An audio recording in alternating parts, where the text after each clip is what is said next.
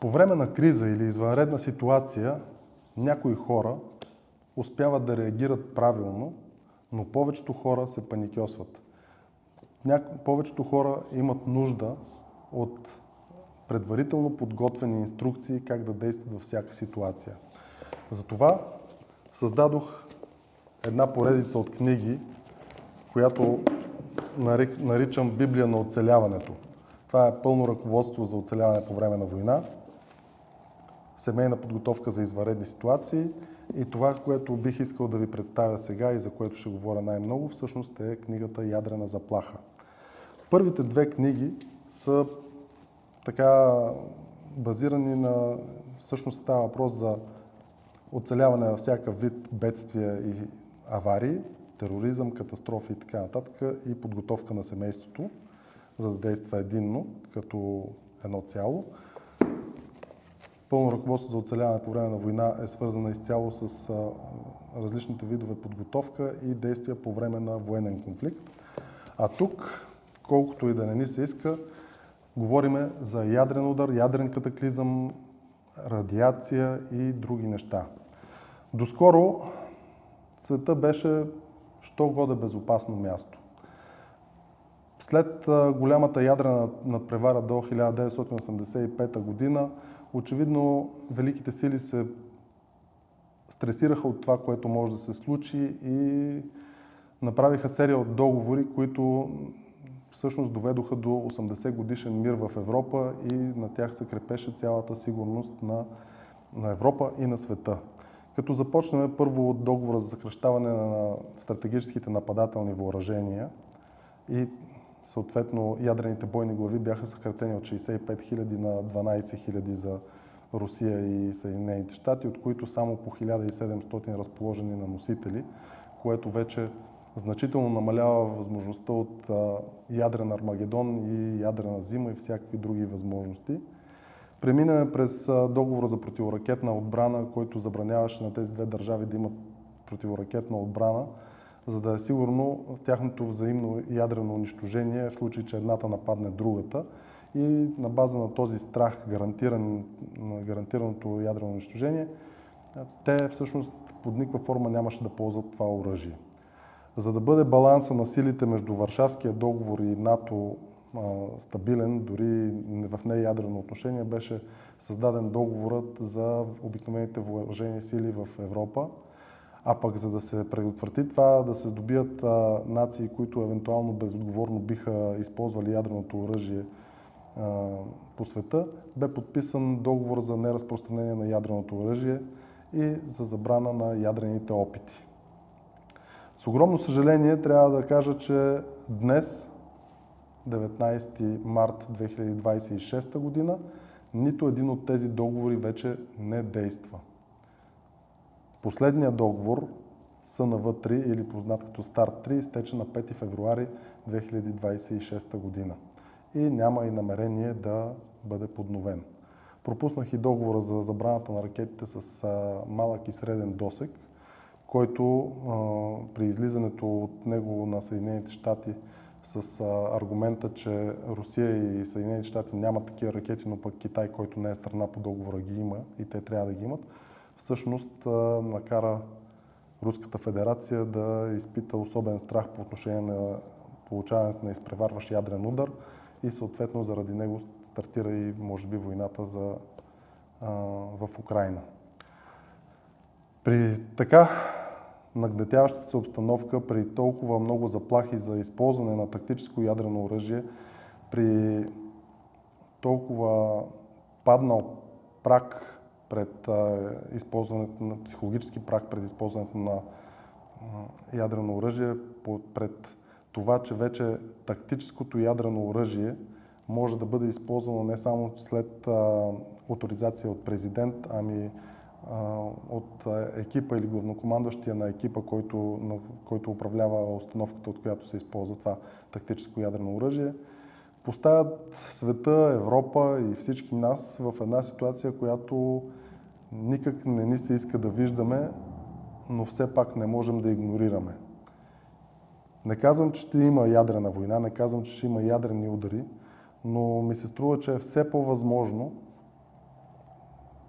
да станем свидетели на следващата бойна употреба на ядрено оръжие. Затова написах и тази книга. Това е най-интересната книга, която съм писал и смятам, че ще бъде най-интересната книга за всеки, който се интересува от темата. До този момент никога такава информация не е била давана на цивилните граждани. Тя е била секретна и била единствено свеждана до знанието на висшия команден състав на армията и до някои специализирани родове войски, които се занимават с противорадиационна защита. Съответно, на хората са смятали, че може би няма да им е необходима, но това развихря на фантазиите на хората и те намират в употребата на ядрено оръжие нещо много апокалиптично, което ги кара да изпитват чувство на безнадежност, обреченост и сякаш няма да имат никакъв шанс, ако такова бъде използвано. За написването на тази книга беше използвана много военна литература, много от резултатите от ядрени опити, каквито вече са направени в света, точно 2080 ядрени опита. Ядреното оръжие е изследвано в детайли, всеки един от поразяващите му фактори, при различни условия, да кажем въздушен взрив, земен, подземен, подводен и така нататък. Винаги всичко се е изследвало и се знае всеки един от поразяващите фактори. Знае се времето за действие, знае се на каква далечина при различните ядрени заряди се случват нещата. Всичко това го има в таблици и човек може много по-лесно да си обясни природата на ядрения взрив, да види какви са поразяващите фактори, да знае как да се предпази от тях. Разбира се, ако не е в нулевата зона. Всеки, който не е в нулевата зона, има огромни шансове. Ние в България нямаме някакви сериозни притеснения, че точно по нас някой ще стреля с ядрено оръжие. Ако въобще има някаква възможност, тя по-скоро би била свързана с унищожаване на 3 военни бази и евентуално удар по столицата, ако се цели военно-политическото ръководство на страната. Като при унищожаването на военна база, те обикновено не са в населено място, те са отдалечени от населено място и естествено и самото населено място или населени места ще бъдат засегнати под някаква форма, но хората няма да са в нулевата зона. Тоест, те ще могат да видят ядрената гъба, след известно време ударната вълна ще достигне до тях и те имат време да реагират правилно. И какво имам предвид под това да реагират правилно? Ударната вълна при ядрен взрив се движи със скорост 343 метра в секунда, което е скоростта на звука. Ако, да кажем, на 6 км от един човек се случи ядрен взрив, то той първо ще види яркото сияние, като второ слънце, което ще му подскаже, ако е подготвен за такова нещо, че има ядрен взрив. Ударната вълна ще достигне до човека след около 18 секунди.